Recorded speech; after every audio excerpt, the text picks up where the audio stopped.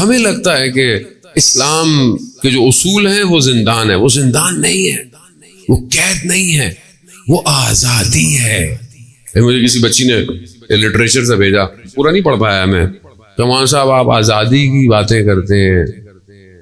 آزادی ایسی مفہوم ہے، حقیقت نہیں ہے. کہا کہ کیسی آزادی؟ کہا میں اپنے بدن میں قید ہوں، اگر فزیکل جو لاز ہیں، میڈیکل لاز ہیں، میں ان کو فالو نہیں کروں تو میں مریض ہو جاؤں گی. ہوا کہاں آزاد ہے؟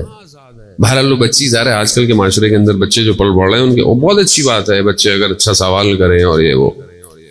اصل آزادی اس بدن کی نہیں ہے زانے محترم. بدن ہو سکتا ہے 7 سال 14 سال قید ہو، نفس آزاد ہونا چاہیے. نفس آزاد ہو. کوئی آپ کے بدن کو قید کر لے، کوئی آپ کے چیزوں کو پکڑ لے، مگر کربلا کے واقعے کے بعد جن کو اسیر بنایا گیا وہ اسیر تھے. دشمن سمجھا کہ میں ان کو زندان میں لے کے جا رہا ہوں، میں ان کو، مگر وہ قید تھے. انہوں نے تو پوری دنیا کو آزاد کروایا ہے.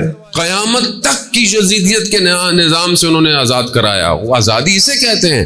ہمارے پاس آزادی کی ڈیفینیشن نہیں ہے. ہم سمجھتے ہیں کہ آزادی کیا ہے کہ کوئی قید نہ ہو، خاتون جو دل چاہے کرے، آج کی بچی جو دل چاہے کرے، جوان جو چاہے کرے. اسی آزادی کے شوق میں تو یہ ویسٹ جاتا ہے کہ وہاں کچھ بھی کر لو، سڑکوں پہ کچھ بھی کر لو. مولانا صاحب ہمیں ظاہر دنیا میں مجلس پڑھنے جاتے ہیں، لوگوں کے ذہن میں کچھ اور ہے. ویسٹ جو جاتا ہے اسے پتہ چلتا ہے سنہری زندان ہے، سنہرا ہے لیکن زندان ہے، اڑ نہیں سکتے، پھنسے ہوئے ہو. لگتا ہے کہ آزادی ہے مگر کیا آزادی ہے؟ انسان تنزلی کی طرف ہے، انسان تباہی کی طرف ہے.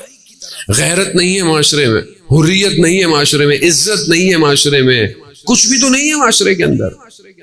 ہمیں لگتا ہے کہ بہرحال انسان اگر لخت ہو جائے، لباس سے جو کھول دے تمہاری آزادی ہے، تو پھر تو جانور سب سے زیادہ آزاد ہے دنیا کے اندر. اللہ نے اپنے انبیاءوں کو کیوں بھیجا؟ کہ انہیں حقیقی آزادی دے. کس سے؟ جہنم کی آتش سے. عزیزان، جہنم کی آتش سے آزادی کے لیے 1,24,000 اتارے. مگر جتنے بھی آئے کسی نے یہ نہیں کہا کہ ہمیں مانو، کہا لا الہ الا اللہ، اللہ کو مانو. عزیزان، آج ہماری زندگی میں خدا کہاں ہے؟ جو چیز انسان کو ولی الزمان تک لے کے جا سکتی معرفت ہے. آج مسلمانوں کی تعداد اچھی خاصی ہے لیکن مسلمان آزاد نہیں ہے.